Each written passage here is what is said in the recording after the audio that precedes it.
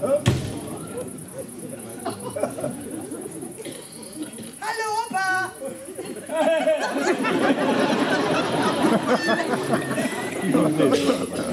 Na, sind Bärhüte, ne? Ach, du kannst mich doch gar nicht hören.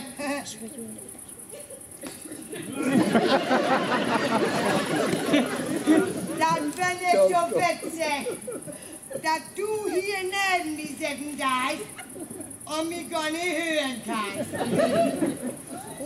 Dann kann ich dir schon mal erzählen, was mich seit Jahren all belasten darf. Mein Mann hilft das schon, wenn man sich so eins von den Seelen schnacken darf, ne? Ach.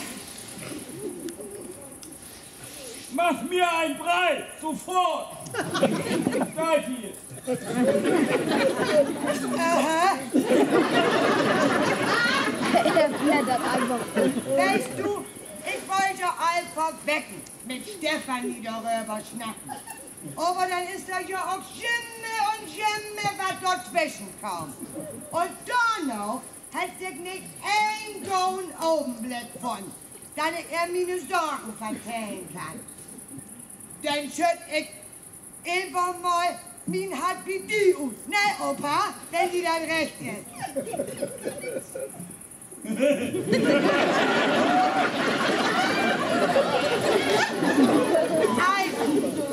Als Stefanie heiratet, also für 19 Jahre, 4 Monate und 18 Tage, da hab ich mich mit meinem Heinzi verlobt. Du wirst ja damals nicht dabei, weil sich ja noch Tante Grete um die kümmert hat. Nee. Ach, Tante Grete. Ja. Der ist ja nun auch geboren. 3 Jahre, 5 Monate und 6 Tage. Die leben hergegangen, ne?